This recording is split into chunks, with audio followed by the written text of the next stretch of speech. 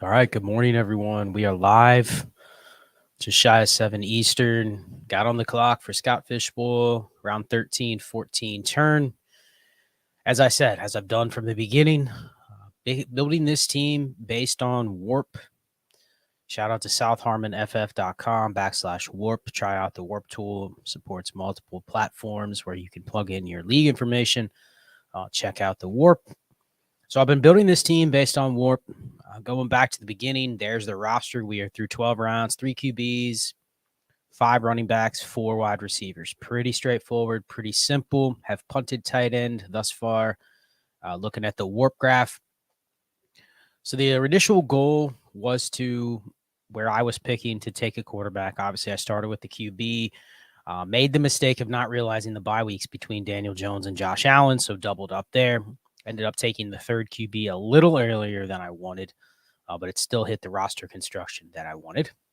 So given that I'm probably not going to take a QB here, so we'll eliminate that. You can see the WoRP graph based on last season. You can see that pretty much until you get to that point right around wide receiver 36-ish, that the receivers outpace the running backs, or the running backs outpace the receivers, excuse me. Then it starts to flatten off. And essentially what that is saying is that you do need to start 3 receivers. So I think that there is maybe a little bit of a misnomer out there regarding the receivers in Scott Fishbowl, that they are not as valuable as running backs.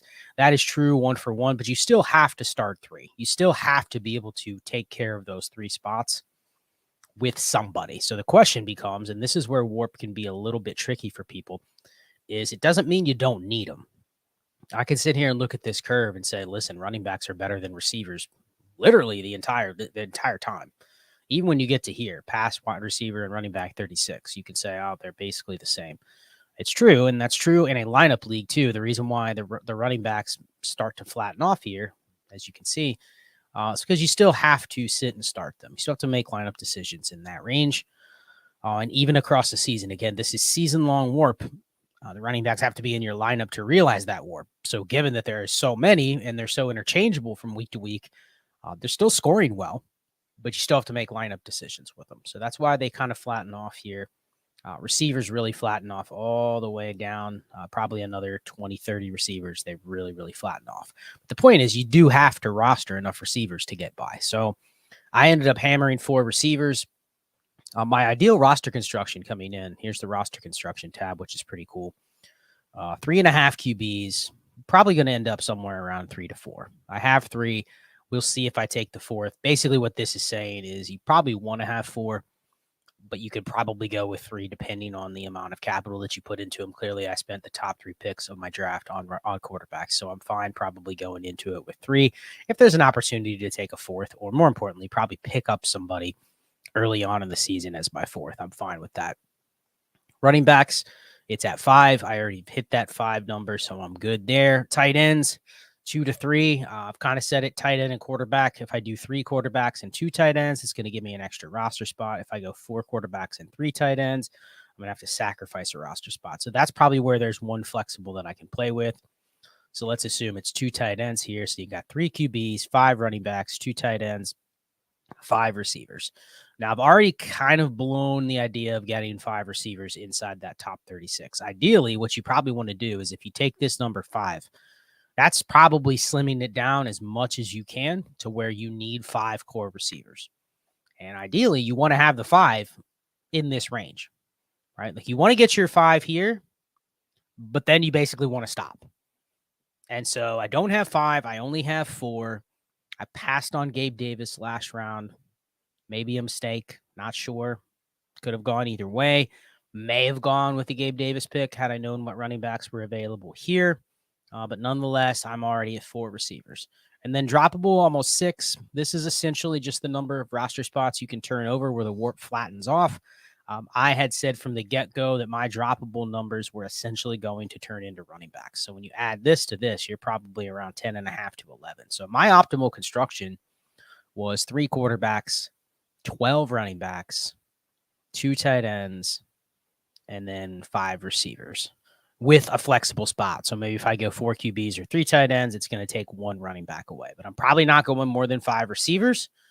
So that's what I've been aiming for the last couple rounds. So back to the graph, and then here's a gander at what's the best available right now based on ADP. Quarterbacks, Trey Lance, really the only starter remaining, if you want to call him that. Definitely the best quarterback on the board based on ADP. Not going to take that. Tight ends, really just streaming guys. I know I'm going to have to basically stream at this point. So I'm resigned to the fact that I'm going to end up picking 2 or 3 of these guys somewhere and just rolling with it. And then wide receivers, there's the best receivers left. We'll see. I'm trying to think of when I want to strike with the third receiver. There's probably 20 that I still like that I really don't think are different than the others. But I'm going to have to figure out when I want to strike and take those receivers. But you go to running back, that's what I'm targeting. If I'm trying to get to 11 or 12 running backs, given that I only have 5, I still have some work to do. When I get here, I think it's pretty obvious to me when you look at these picks. There's 2 names that stand out to me, at least personally. Tank Bigsby being the first one, just happens to be the top based on ADP. I was hoping Tyler Algier would fall here, but a little bit of a pipe dream, I think, that Algier would have fallen to this spot. As you can see, he went about a round ago. Then a bunch of others have gone off the board since. A couple kickers went off the board, which was interesting. Was not thinking kicker. But I do know some people have the idea that kickers are good flexes. Roshan Johnson, Raheem Mostert. So we're starting to get to the point where it's like random running backs are all going to go off the board just based on what people may prefer. So I'm going to lock in Tank Bigsby. Definitely going to be my first pick. I love the upside of Tank Bigsby. Going to be in a good offense. I think a great pick because at this point I'm not really needing him to play right away. So I think he's a perfect back end running back that it's one of those picks where, and I'll give a shout out to JJ Zachariason, even though we've built our teams completely different. He just did a podcast talking about this, is basically what you're relying on if you punt running back is when you get into these ranges that other people in your league that went running back earlier, they're going to leave them alone. And you see that is a core proponent of the zero RB or hero RB strategy in general is you assume everyone else racks rationally when they get into these rounds. That basically they've already gotten their running backs. They're going to stop taking them. And not that I'm in disagreement with that, but I think it's a good point that is how this strategy can be defeated if you're banking that there are 2 or 3 teams that did not go running back heavy that also do not lean into, hey, I'm going to draft 9, 10, 11, 12 running backs as well, even though I went early at running back. So that's kind of what I'm doing. And it's basically because the scoring really favors the running backs essentially at all those ranges. It favors the running backs. If I have to spot start a running back, I want to flex the running back. If you go back to the WoRP graph, if a running back is not a starter to start out the year, but they end up in this range sometime weekly, which is essentially what happens in a lineup league, I'd rather have the running back versus a receiver that ends up in this range. So doubling down on the strategy, what you're doing is you're basically kind of punishing the rest of the league who is relying on some of these guys just as singles and doubles that they're adding to the back of their roster when they punt at running back. Will it work in a tournament of 3,323 other teams? We'll see. That's the big thing. And that's why this is more challenging than just a typical 12-person league because you're also dealing with other leagues that may not have taken those efficiencies and played the same way. So you have a bunch of other teams that may actually execute the hero RB strategy to perfection because their league let them do it. How do those teams match up when they go against you in a all play format or in essentially a format where everybody comes together and starts playing head to head? We will see, but it's just an interesting concept to think about. Some insight as to why the hero or zero RB strategy works is because you essentially rely on everybody else to go, you know what, I'm not taking another running back because I already have 6.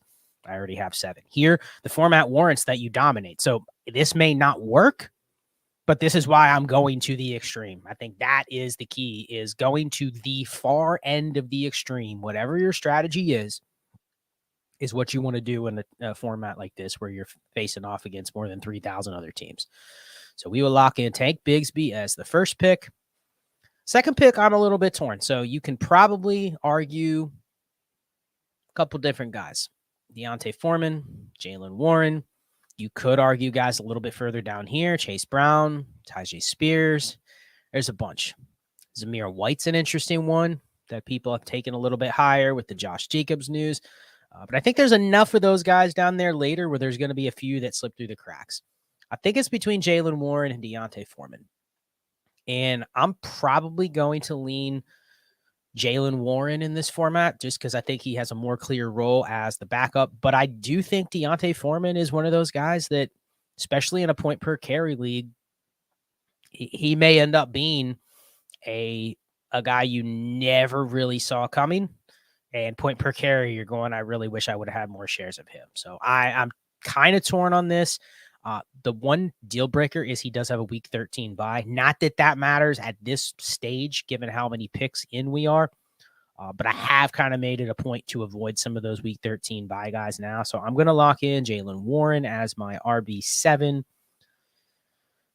So we are done through 14 rounds, 3 quarterbacks, 7 running backs, 4 wide receivers. Still looking for my spot where I have to pick when I want to go with my tight ends and with one more wide receiver. But at this point, continue to hammer the running backs. Probably will do that a couple more times. 8 picks to go. Should be interesting. Hopefully everybody enjoys these videos. Check out the WoRP tool, southharmonff.com/WoRP. Also donate to Fantasy Cares, as I've said. Partial funds from the July Patreon receipt from Dynasty and Chill will go to Fantasy Cares. It's a good cause.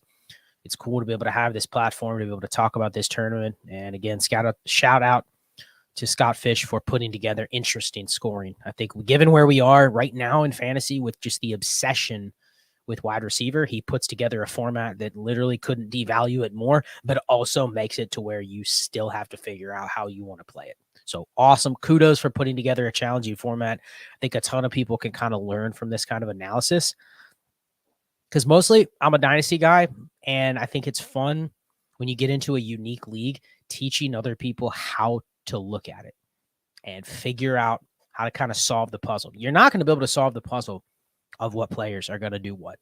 That's going to be kind of the unknown variables that nobody really has the answers to. But part of what I pride myself on is being able to look at a league format and say, okay, this is the best way just to attack the format. Forget the players, but here's the roadmap of how I want to play this type of format. Then you insert the players after you've already figured out what your roadmap is. So that's part of why this has been so fun and challenging. We'll be back in a couple rounds. Draft has started to move a little bit faster at this point, so probably we'll be back maybe in a day. Maybe later today, maybe tomorrow morning, we'll be back for round 15 and 16. Be chill, everyone.